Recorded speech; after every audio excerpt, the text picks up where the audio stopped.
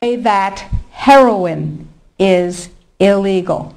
Not available with a prescription, illegal. If these nutrients have any impact on the human body, they are illegal.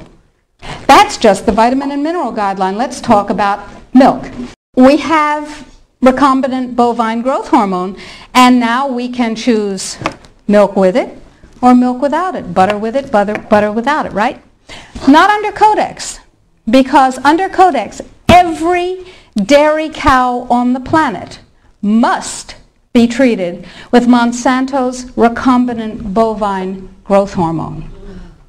Furthermore, under Codex, every animal used for food on the planet, whether it has fins, feet, or feathers, every animal on the planet must be treated with subclinical antibiotics.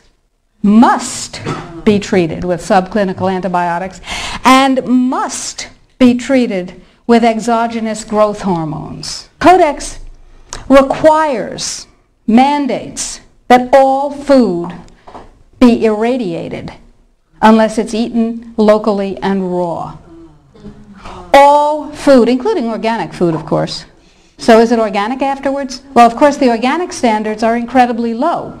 The organic standards allow a farmer to use veterinary drugs, including growth hormones, antibiotics, etc., on animals, and then at his whim reclassify them as organic. But farmers are our friends, and they would never do that, right? Right. Codex sets limits for the dangerous industrial chemicals that you can have in your food. And the limits are incredibly high. Go to Codex Alimentarius, do a Google search, and look, there are drop-down menus at the top of the official Codex page. Look at the toxins and the veterinary chemicals and the levels that are set. They are terrifying to me. Terrifying. The names of the chemicals that are permitted and the amounts of the chemicals that are permitted are terrifying to me. Why am I terrified? Well, perhaps I'm just a cowardly person. It's possible. Think about this.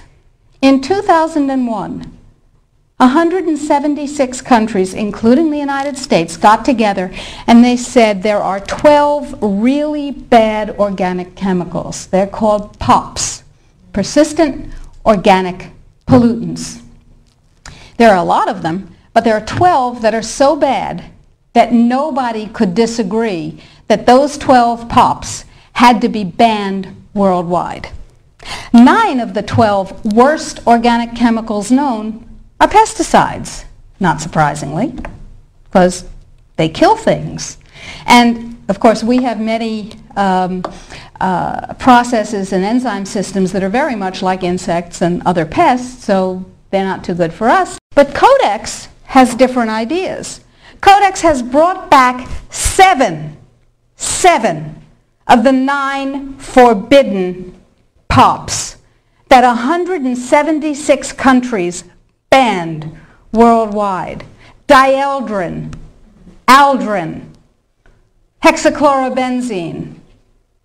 And the food that is imported from other countries that contains these substances cannot be stopped at our borders, because otherwise it would be, God forbid, a trade violation.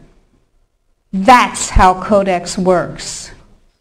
Codex, according to the World Trade Organization and the Food and Agriculture Organization joint projections. Now, I didn't make this up. Please, if you unfastened your intellectual seatbelts, put them back on again. If you do the numbers in the WHO-FAO projections, the epidemiological projections, they estimate, not I, because what do I know? They estimate, they're the experts, that just the vitamin and mineral guideline alone, when it goes into global implementation on December 31st, 2009, will result in a minimum of 3 billion, that's B, bad, big, billion deaths. 1 billion through simple starvation. Those folks who die are not particularly economically successful from the point of view of the corporations. When you're starving to death, how much good can you do when the issue is how much can you buy? Not a lot. Forget them. But the next 2 billion, they will die from the preventable diseases of undernutrition. Cancer, the single most profitable condition ever known to humankind. Cardiovascular disease, a good second. Diabetes, pretty good producer. And a whole host of other preventable diseases. Who will die? Who knows? Who will live? Probably those people who are wealthy enough and powerful enough to have their own pushers of clean food and nutrients. That's who will live. You and I? Probably not. Our children? Probably not. Our grandchildren? Probably not. So we're talking about food regulations that are in fact